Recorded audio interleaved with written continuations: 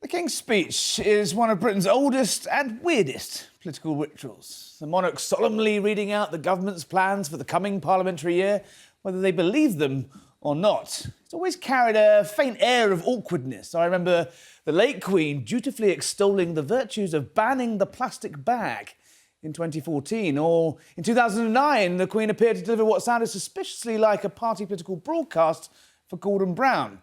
It's odd. It's uncomfortable, and at times it's faintly absurd. Yet this peculiar constitutional theatre has managed to endure since 1852. But in nearly 2 centuries of these royal speeches, has there ever been one quite as surreal as what we saw in Parliament today? King Charles wading through a swamp of milquetoast platitudes on behalf of a government that barely seems to exist outside the political imagination of one man, Keir Starmer. It was a phantom speech from a zombie government with a delusional Prime Minister squatting in number 10, insisting, "I'm still in charge." There's been a temporary truce of sorts between the PM and his warring troops today because of the King. But that feels a little bit like when they played football with the Germans in no man's land on Christmas Day in 1914. We all know the shelling is going to begin again in the morning. But has anyone actually told the Prime Minister how much trouble he's in? He seems to think he can just ride out a quarter of his party trying to thrust a P45 into his hands. We've been told a remarkable number of times that something hasn't crossed Keir Starmer's desk over the years. Take the decision not to bang up Jimmy Savile when he was Chief Prosecutor. Didn't cross his desk. Or a litany of scandals to hit his ministers. Nope, didn't cross his desk. Nor did the fact, of course, that Peter Mandelson had failed his security vetting before being sent to Washington. So many things have failed to cross the Prime Minister's desk. I wonder, does he even have a desk?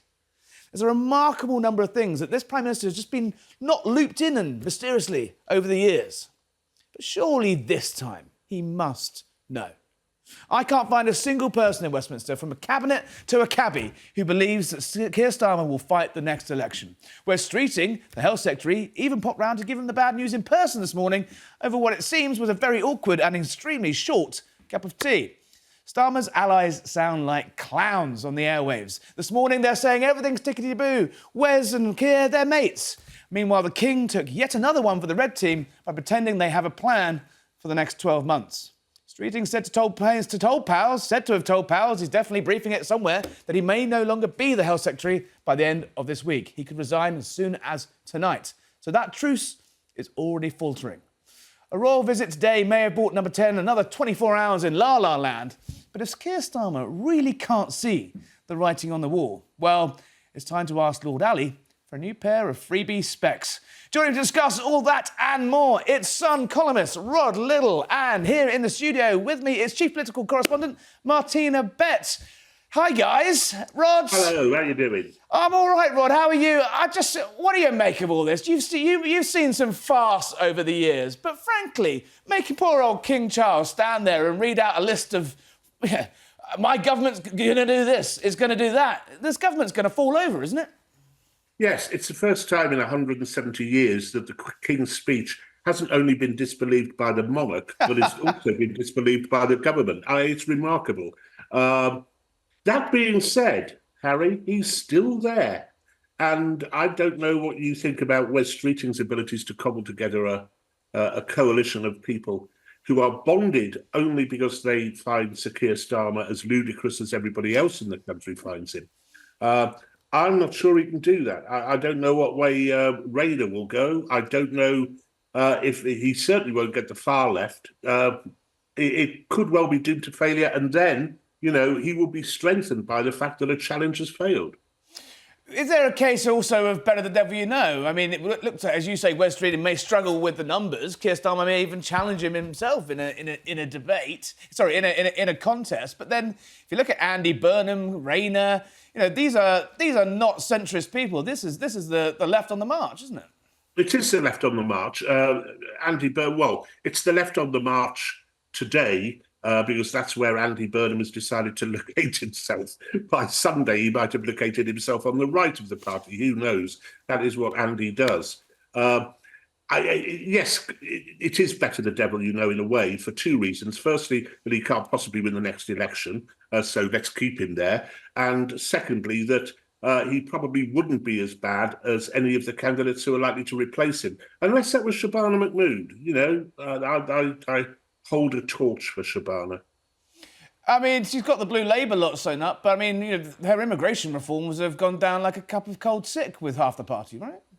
Yeah, and that's because, the bit of the party which I was in and until 2018 and left because there were so few of us, the blue Labour part of the party, it's interesting, it has the same views as most of the population, to a great degree. Reform nicked a load of blue Labour ideas and they proved very, very popular. But it doesn't go down at all well with the Labour Party activists and indeed the Labour Party backbenchers. That being said, I talked to quite a few of the Labour MPs up here in my neck of the woods, up in the northeast. And I know that when I talked to them a year ago, they were inclined to give Sir Keir Starmer a bit longer. But now, absolutely not. No, they want him gone. Martina, you were nodding along there. What are the odds of? I mean, obviously, Shabana Mahmood, was said to have been on the verge of making an intervention yesterday. Rod says there, the vast majority of the British public agree with her, but she's a bit of a fringe figure in the Labour Party. What's your gut instinct? Would Keir Starmer win a leadership election if he ran in it? If Keir Starmer running it, who would win it? It depends who he's going to be challenged by. I think if Shabana Mahmood runs, probably Keir Starmer's got a chance because she's not liked by the Labour membership. As Rod was saying, she's not liked by the Parliamentary Labour Party either. The immigration reforms that you just mentioned, they're not liked at all. They're seen as toxic, and I do expect that there will be a watering down of the ILR reforms. So, I think Keir Starmer has definitely got his days numbered. It's just a question of when, not a question of if, as we've been saying for the last few months. So just bring us up quickly to speed before we get into the big picture of all this. Bring us up to speed, Martina, on what the latest is. So this awkward truce for the King. King's speech, a list of fairly bland platitudes being unveiled today in Parliament. King's speech today has meant that, the sort of leadership flurry has stopped. People have stopped tweeting that, the Prime Minister should go. But Wes went in to see the Prime Minister this morning. 16 minutes later, he's out on his arse in the street. Not so much for time for a cup of coffee. Might have managed a single Nespresso shot in that time. But, he went in looking pretty chirpy, walked out looking pretty pissed off, frankly. Tell us what happened. Lift the curtain. Well, Martina, tell us what happened in the room. Well, he said he didn't want to do anything because of the King's speech, but then his allies, not even half an hour later, have started briefing newspapers that he's going to run tomorrow and he's going to announce his resignation and he's going to challenge Keir Starmer. So it's really funny that these briefings have started coming out. When you say that, I mean allies. I know it must be authorised, right? I think people will read allies and friends and pals, but it's his camp, of course, right? And I do think that Wes Streeting went in there telling him that he wanted to resign. He probably wanted to do it yesterday after the cabinet meeting, but Keir Starmer didn't give any cabinet minister a chance to go and see him afterwards. So he just stick to the agenda of the cabinet meeting. Keir Starmer sticking to a process. I love process. Exactly, and that's how he saved himself, a little bit more time. But I do think a Labour MP texted a few minutes ago saying, clear your schedule. Tomorrow is going to be a very spiky day, and I think we can expect Wes to go. There we go. We don't say we don't bring you breaking news. Text from Labour MP. Rod, the Labour Party is littered with history of nearly men, from Roy Jenkins to David Miliband. He has to go tomorrow, right, Wes? Or he's marched the troops up the hill, his allies have quit. He's going to look like a total bellend if he doesn't go ahead with us, isn't he? I think he will look like a bellend wherever he does. There's the headline. a personal opinion. The problem is, as soon as it was mooted that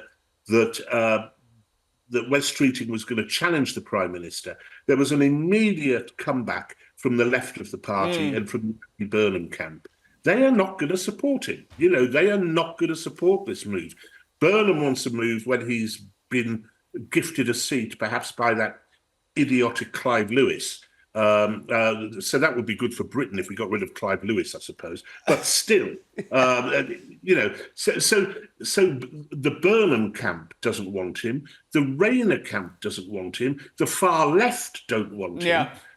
I just don't see how that's going to work out. And when we talked about this before, when I've talked about this on my Times radio show, it's always been about whether Rayner would support a Streeting leadership bid. Why should she? She's probably got far more support in the party than he has himself. But she can't do anything because she's yet another one of our politicians who keeps forgetting where she lives. And this is remarkable. This amnesia, which has now found itself very rooted in the Green Party as well, of course, with the rest-whispering charlatan and his houseboat. It's a very on-brand scandal for Zach Walensky, that one. Martina, is there any difference between... I mean, what is the ideological difference between Keir Starmer and Wes Street? Is there going to be any noticeable difference between, these administrations? Well, Might be tougher. I think there were reports that West Streeting actually wants to rejoin the customs union, so that would be a pretty great, more big. I just cannot believe. Change. Sorry, I'm going to go on around. I just cannot believe that any politician can look at the local election results last week and stand up like Keir Starmer did and say, I've listened to Sunderland, I've listened to Gateshead, I've listened to Wigan, I've listened to Greater Manchester, and the answer is more Europe. I mean, these people are trying to hand Nigel Farage the keys to number 10, aren't they? I think they have, and actually all this chaos, and as we're talking about the possible successor to Keir Starmer, everyone is just utterly incompetent. There's not a single person who is actually up to the job. And, Andy Streeting, we keep talking about him, he's not even in Parliament. Andy Burnham, he's sitting in Manchester, nationalising buses. Absolutely, his allies keep saying that he's got a seat. There's no seat. Every single MP comes out now and says, actually, I'm not going to give up my seat for Andy Burnham. So how is he going to come back into Parliament and be the hero that all these Labour MPs want him to be? Oh, Martin, I remember when you joined the Sun team a couple of years ago, wide-eyed, now look at you, all cynical, bitter. But Rod, Martin is right, though, isn't it? Like, this generation of MPs are just, it's just phenomenal, isn't it? Like, you've got all these newbie MPs running around. You've got... they've been plucked out of the charity sector, dodgy law firms and a few other places, and, former spads to become MPs. They're now throwing their toys out the pram. And you've got a cabinet of absolute duds. Yeah, when I worked as a speechwriter and researcher for the Labour Party in the 80s... It's all your fault. What? It's all your fault. Yeah, it's all my fault. I worked for the Labour Party during the 4 years of their least impressive electoral performances ever. But the people who were... I worked in the Shadow Cabinet corridor, and I worked next door to Dennis Healey, opposite from Peter Shaw, near Jack Cunningham, Roy Hattersley, Gerald Kaufman. And you could go through this list of people who were genuinely talented, genuinely statesmen. And even if you go back 20 years to the Blair cabinet, you have Robin Cook, Claire Shaw, Jack Straw. Yeah. People of genuine value. Even John Prescott had been around the block for a couple of decades. Yes, he had indeed. Though he was, of course, the Prime Minister's fig leaf for 5 years to placate the left. But you cannot say that either about the Conservative Party or the Labour Party. How have we got into this mess? I mean, it's almost like Starmer is kind of there because, I'm just looking at this overlay of the cabinet now, and half of you're so right.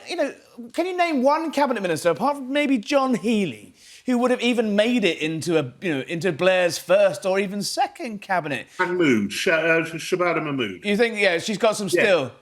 Yeah. I think she would have done, and I'm not sure about John Healey. I think, if I remember rightly, John was around at the time. Oh, was he? He must have been quite fresh-faced then. He was quite young at the time, but no, I don't think they would. And they certainly wouldn't have thought themselves as being potential leaders of the party. And I know it's sometimes said that people don't recognise leaders until they've actually become leaders. That was often said about John Major, but I didn't recognise him as a leader once he'd become a leader either, frankly. No, it's a dearth of people who've done anything else with their lives other than PPE at Oxford and then climb up into a safe parliamentary seat. I know a few Labour MPs who aren't like that. There's a local lad who beat me in Middlesbrough South and East Cleveland in 2024. A really, really first-rate potential Labour politician who works for his local community, sensible, not ideologically bound, but I think they're few and far between. Martina, is there any dark horse that you could see that could come through? I mean, obviously we know the headline candidates in this race, but then, what about someone like Al Khan's? Well, I was about to say. Look at that. We are in sync. I know, absolutely. Yeah. I was about to say. Well, MPs think that he will throw his hat in the ring, and allies of Keir Starmer also think, and they told me that they expect him to do so. At the same time, I think he should just wait it out. He's in a special job. He's the Armed Forces Minister. He's so knowledgeable. He's got a platform there. I don't think right now is the right time to mount that challenge. So viewers, readers will remember Al Khan's, who was on this very show when he was, just fresh out of resigning. I think it's now been widely reported that he was in the Special Boat Service. He was a colonel in the Special Boat Service. At the time, we were only allowed to mention his career in the military in the Royal Marines because he was trying to keep that secret. But he's clearly run a massive organisation. He's one of the few bits of our armed services that isn't falling over right now. He's written for the New Statesman tomorrow. How Labour can win again, a call to action from Action Man. Rod, could you see a world in which, actually, given that people say you can't just be an MP for 2 years and then become Prime Minister, and frankly, why the hell not? Other countries pluck people from specialist sectors and make them leaders. Why do they have to go through the rigmarole of all this, lobby fodder? What about someone like Al Khan's? Well, it's entirely possible, and you might argue. That piece in the New Statesman, of course, will be seen by 18 people, and all of them will enjoy it, I'm sure. But you're possibly right, and you hit upon sort of tangentially one of the other big problems we really have in this country, and it's not one with the politicians. There is a problem with the politicians. They're dunderheads. Some of them are charlatans, etc. But there's also the case that we're kind of ungovernable. Every single prime minister we have had, going back to before David Cameron, has been more unpopular than the one that followed him. Yeah. So we are satisfied with absolutely nobody, and we begin to really hate people very, very quickly. It was only 3 months of Sir Keir Starmer's lamentable rule of the Labour Party that his popularity plummeted to -40. Nobody these days can stand the constant attention and the kind of bile that builds up on social media and elsewhere, and so that's not Starmer's fault. Particularly. Yeah, I mean, his defenders say, that when they wheel out people like Tom Baldwin, his biographer, and until very recently, superfan, even he's beginning to turn now. The worm turns eventually.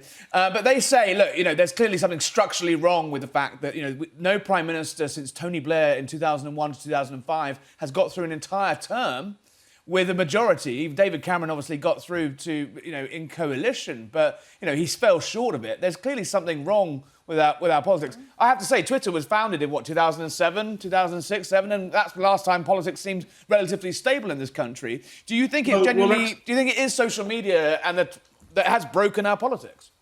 I think a lot of it's down to social media. I mean, I wrote a piece for The Spectator a while ago saying that, you think Sir Keir Starmer's unpopular? Have a look at Nigel Farage's figures. Because Nigel Farage, who's reformed it extraordinarily well last Thursday, clearly ahead of the opinion polls, but he has lamentable popularity ratings. If he were Prime Minister, the hatred would be there just as it is for Sir Keir Starmer. There is no one we can put up with, and I think an awful lot of that is down to social media, or is it just a uniquely duff generation? I mean, every generation says, the politicians before were better, and in my day, etc., etc. It does seem, though, this is a particularly bad crop. I think they are a bad crop, but I still would. It's the same, incidentally, on the continent. It's the same in America. that unpopularity ratings soar for anyone who is in the public eye. And that's because we have this absolutism and polarisation where people will say, I'm for Trump no matter what he does. He could invade Poland tomorrow, I wouldn't care less. And people say, no, I oppose everything Trump does. It's a polarisation which leads to this kind of corrosive loathing of politicians. And it's a real problem. Just to say something, Harry, to mitigate the bile we're throwing at the politicians. It's not all their fault. Who else is to blame? The media. Well, as I say, us, us voters.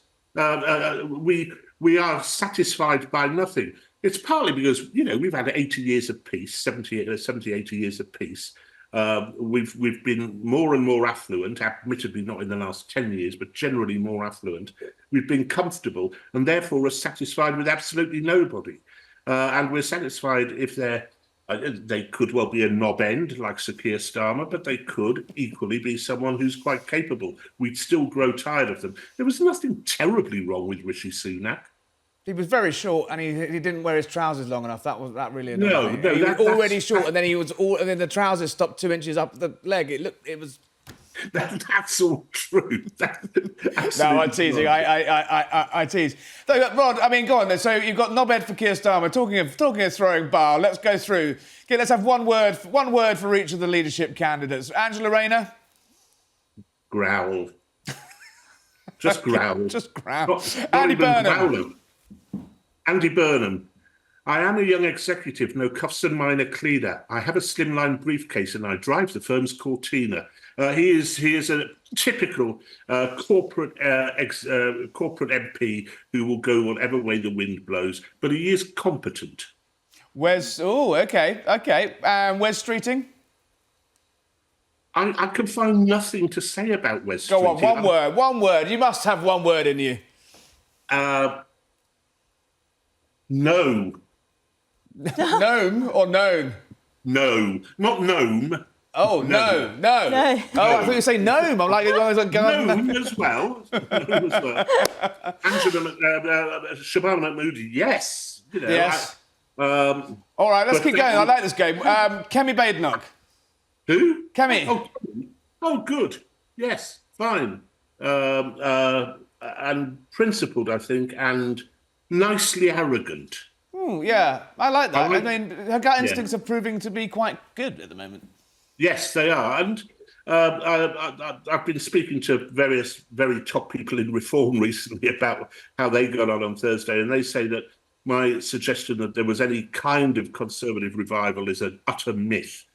I think that in certain geographical parts of the country, rather than in political parts of the country, if you see what I mean, there are signs of a revival.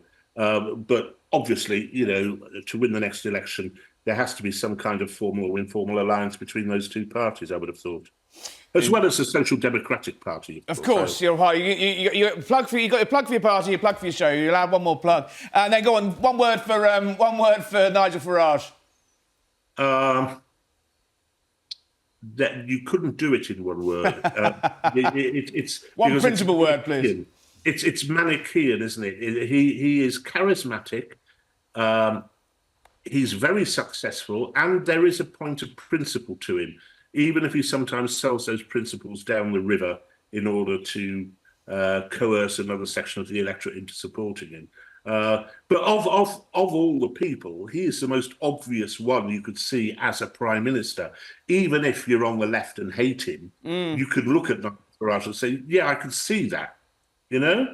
Whether there's anyone else in reform, it's full of men who think that the only purpose women have is to locate the mustard pot, as I seem to remember one of them once saying. And I wondered then at the time if that was a euphemism. But anyway, so reform is a leader with only a few decent people in it as a party. The Conservatives aren't much better, to be honest, are they? Martina, on all of this, give us a bit of, what's going to change really for Labour Party, or the price of fish. isn't going to change. This is an historically unpopular government. It's the most unpopular government since they actually invented polling, which is, you know what, a pretty good effort. But as Rod says, things are basically structurally broken. I was going to say a ruder word than that, but things are fundamentally broken in this country in the fact that, you know, the average life of a Prime Minister is now 2.5 years. Obviously, Liz Truss lowered that average somewhat, but, you know, we are chopping and changing. I know you haven't had, you know, I'm not going to lecture an Italian person about political instability. Well. But are we, you know, is anything actually going to change? You've changed the leader. The Labour Party's still screwed, right? Well, I like to say Italy has had one single prime minister since 2022. That's true. I mean, Italians now use us as a byword of chaos. Indeed, Giorgia Meloni, remarkable. I know. Well, I do think going back to like why Britain seems ungovernable. Of course, social media, as Rod was saying, like obviously plays a huge part in it. But also the economy. Of course, we've gone through so many huge shocks: COVID, war in Ukraine, and just no growth for 20 years. Absolutely. So what Keir Starmer can like what. I think the Labour Party is doomed. I think all this chaos is just going to benefit Nigel Farage, who's going to be able to like sit on the side and just say there's no difference to Labour and the Conservatives. They're also consumed by themselves, and you've got to vote for me to actually get that change. And I think voters are probably going to believe him because they've tried everything and it hasn't worked. They tried the Labour Party, was a loveless landslide, as we know, because only 30% of voters actually voted for Keir Starmer, which is what probably is bringing him down now. But anyway, yeah, I think reform is just going to be the true winner of all of this chaos. Nigel Farage, now what you got this morning have reform back up to into the 30%, that crucial 30% in a five-way knife fight. You know, that's enough to deliver a majority. Nigel Farage, Martina, remarkably quiet so far this week. We may be hearing from him perhaps on this show later in the week. A little tease for you there if you subscribe. But you know, it's looking increasingly like he's on the way, right? Is he ready for this? Well, you know, I think. For it.